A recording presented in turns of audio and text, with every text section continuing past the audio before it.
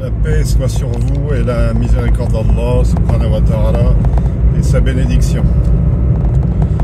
Comment passer le mois de Ramadan sans le subir, sans souffrir? En fait, tout est une question de niya, d'intention. Quand on demande aux gens qu'est-ce qu'est le mois de Ramadan, logiquement, ils vont nous répondre c'est le mois du jeûne. Et si on leur demande ce qu'est le jeûne, ils vont nous dire c'est s'abstenir de manger pendant la journée. Alors techniquement c'est ça, mais c'est un peu plus compliqué que ça. Parce que dans l'esprit des gens, jeûner, c'est s'abstenir de quelque chose. C'est se priver de quelque chose. C'est priver son corps de s'alimenter et accessoirement d'avoir des rapports intimes. Donc c'est une privation. Alors qu'en fait, c'est pas du tout ça. L'ennui, c'est que si on aborde une chose avec l'idée que c'est une privation, cette chose va tout de suite devenir pénible. On va traîner les pieds, on va pas avoir envie de la faire, parce qu'on aura dans la tête cette idée de privation. En fait, le jeûne du mois de Ramadan n'est pas une privation. C'est substituer une chose à une autre chose. C'est remplacer un besoin par un autre besoin. Le fait est que l'humain, en temps ordinaire, hélas, est devenu esclave des besoins du corps. Il est dépendant des besoins du corps. Et il a pris la fâcheuse habitude de les satisfaire quasi instantanément, dans la mesure de ses possibilités. J'ai faim, je mange un truc. J'ai envie de me détendre, je vais regarder un film. Donc tout est comme ça. Alors on va faire un petit rappel. L'humain, c'est une dualité. Dans l'humain, il y a deux forces qui s'opposent. On va dire deux pôles.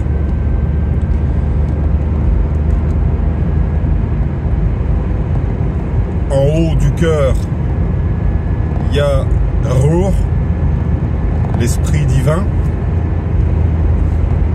En bas du cœur, il y a Nafs, l'ego, l'âme instigatrice du mal. Et au milieu de ça, il y a toi. Toi, c'est ton esprit personnel. C'est-à-dire que ton esprit personnel, qui est caractérisé par ton identité, ce que tu es, il va constamment osciller entre Ruh et Nafs. Il y a cette tension permanente entre les deux. Hein? On constate aisément que les gens ont des besoins spirituels, hein, qui les poussent dans des églises, dans des croyances, dans des religions, mais en même temps, ils sont esclaves, comme on l'a dit, des besoins de leur corps. Donc c'est ce tiraillement permanent. Ce qui crée beaucoup de troubles, parce qu'en fait les deux ne sont pas compatibles. À la base, on a été créé pour adorer Allah subhanahu wa ta'ala. Donc à la base, on a été créé pour se fixer au niveau de Ruh, au niveau de l'esprit divin. Mais à partir du moment où on a été existencié, où on a été matérialisé, s'est formé nafs, et donc il y a eu cette attirance vers les besoins matériels, vers les besoins du corps. Une attirance que, au-delà des besoins élémentaires, c'est-à-dire manger, dormir, avoir des rapports intimes pour procréer, au-delà de ça, on a cultivé ces besoins matériels. On en a développé une culture et on les satisfait maintenant par plaisir. Ça, c'est la différence entre l'ego primaire et l'ego secondaire. Mais ça, on va pas rentrer là-dedans aujourd'hui. Donc voilà, l'homme, c'est ça, c'est cette dualité, c'est cette tension permanente entre la matière et l'esprit. Et pendant le mois de Ramadan, donc l'homme a dans l'idée qu'il va se priver des besoins de la matière. Mais il lui vient pas à l'idée, enfin pour la plupart, que c'est pour substituer aux besoins de la matière les besoins de l'esprit. Donc on ne doit se priver des besoins du corps, c'est-à-dire de manger, d'avoir des rapports intimes, même de dormir, hein, puisque le jeûne, c'est aussi s'abstenir de dormir, ou limiter au strict minimum le sommeil, les temps de sommeil, puisqu'on va le consacrer en prière, en adoration. Donc il ne vient pas à l'idée de l'homme qui va se priver de tout ça pour autre chose. Lui, dans son esprit, il va se priver de manger, il va se priver de dormir, il va se priver d'avoir des rapports intimes, etc., etc. Il va se priver de fumer pour ceux qui fument. Voilà, il a ça en tête. Il est privé, il est puni. Hein.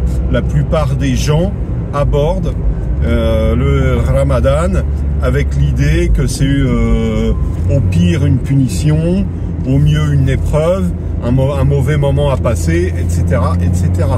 Alors il est évident que si on aborde ce mois béni, ce mois sacré avec cet état d'esprit, on est mal barré, on va subir, on va galérer, ça va être dur.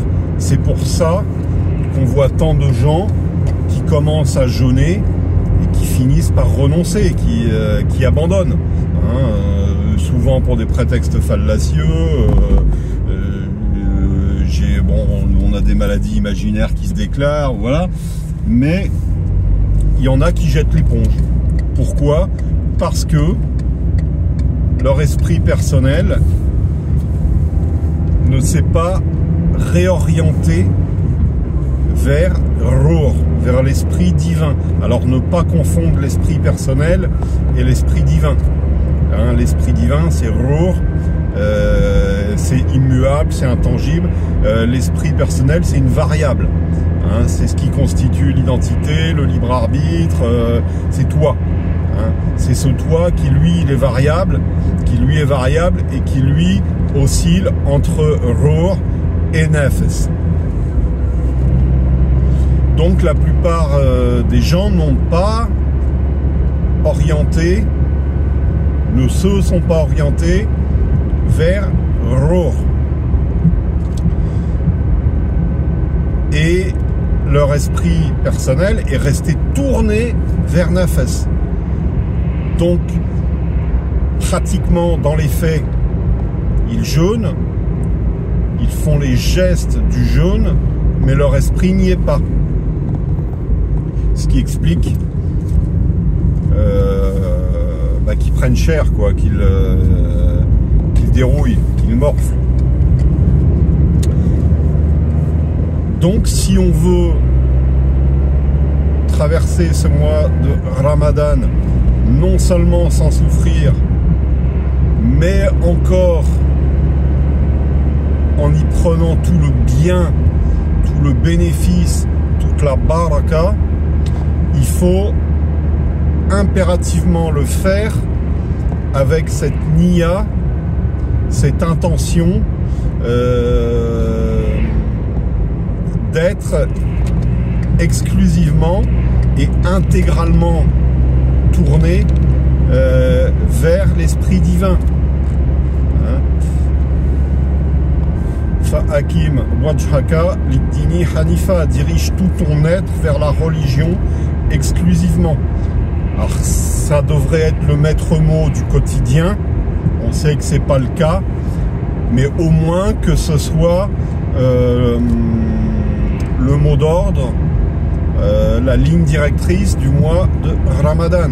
Pendant le mois de Ramadan, on met de côté tous les besoins matériels, tous les besoins du corps, et on s'oriente exclusivement vers la religion. Enfin, pas la religion en soi, c'est pas la religion qu'on adore, mais vers ce à quoi elle tend, vers Allah subhanahu wa ta'ala.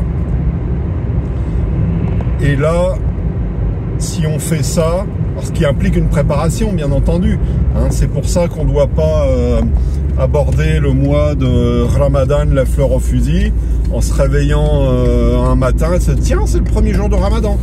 Là, c'est voilà, si on ne s'est pas préparé avant, et si on a la foi, il y a quelque chose en nous qui nous prépare, qui est plus fort que nous. Donc s'il n'y a pas cette préparation spirituelle, ça va rendre les choses compliquées. Et on va se rendre compte, donc si on est bien orienté spirituellement, que si tout son être est orienté vers Allah, si on ne pense qu'à Allah, si on ne pense qu'à Rasulullah sallallahu alayhi wa sallam, on va vite se rendre compte que non seulement le mois de Ramadan, le jeûne sont très faciles, mais encore on va s'élever spirituellement. On va constater des choses, des états spirituels qu'on n'a pas en temps ordinaire. Si on constate pas ça, c'est qu'on a loupé quelque chose. Hein, au moins, si on arrive à faire le mois, si on arrive à pratiquer le jeûne pendant tout le mois, bon, on se sera au moins acquitté d'un farde. Mais c'est pas le but. Hein, je veux dire, la finalité, c'est pas les adorations pour les adorations. Hein, c'est pas de faire la prière parce qu'il faut la faire, c'est pas de jeûner parce qu'il faut le faire, c'est pas de faire la zakat parce qu'il faut le faire. Hein, il y a l'adoration et l'esprit de l'adoration. Si l'esprit n'y est pas,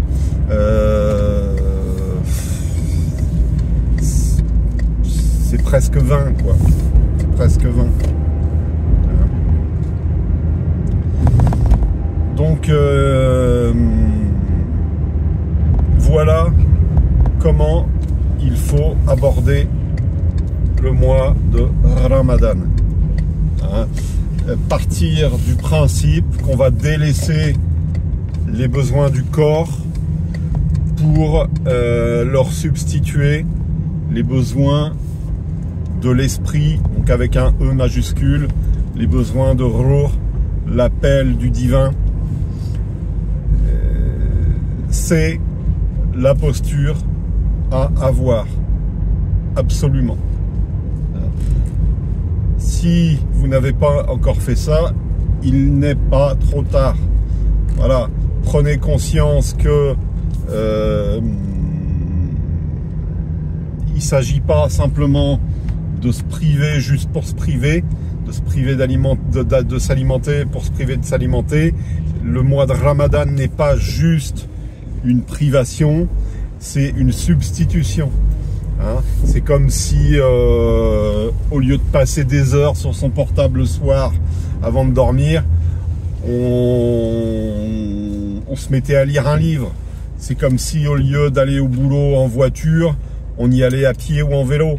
Hein, c'est substituer quelque chose de meilleur à une mauvaise habitude. Hein, et je vais même aller très loin. Si vraiment on joue le jeu, si vraiment on est dans cet esprit du mois de Ramadan, on sera surpris de voir qu'on peut quasiment se dispenser de s'alimenter. Le besoin physiologique de s'alimenter, je vais aller un peu loin, mais c'est pour qu'on comprenne, il est presque illusoire. Après, il n'est pas illusoire parce que c'est une loi d'Allah. Allah nous a créés comme ça, avec un corps et des besoins corporels. Mais si vraiment on s'élève spirituellement à des degrés très élevés, on se rendra compte qu'on n'a quasiment pas besoin de manger, on n'a quasiment pas besoin de dormir. Les besoins du corps, ils seront vraiment limités à la portion congrue. Hein, il y avait une énigme de la science comme ça, un homme, c'était en Inde peut-être, qui était un défi pour les scientifiques, parce que cet homme était connu pour ne pas s'être alimenté, donc ni manger ni boire, pendant des années. Donc Allah, des fois, il nous donne des exemples comme ça pour nous interroger, pour nous amener à nous interroger et pour nous dire c'est possible. Hein, Allah, il a institué une loi, mais il en fait ce qu'il veut. S'il veut instituer des dérogations, il le fait. Après, bon, c'est l'exemple qui confirme la règle, mais au moins, ça nous montre que c'est possible. Dans l'absolu, c'est possible. On peut se dispenser de manger, on peut se dispenser de boire sans souffrir et en vivant, donc au sens biologique du terme. Hein, donc voilà mes frères et sœurs,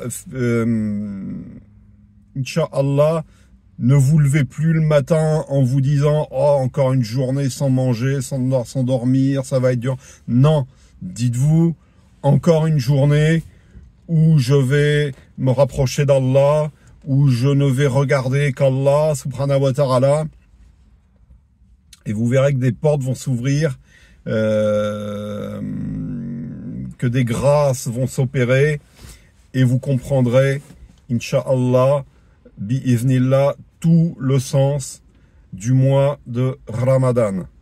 Qu'Allah vous facilite.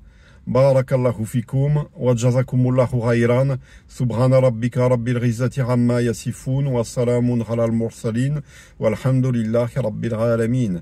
Assalamu alaykum wa rahmatullahi ta'ala wa barakatuh.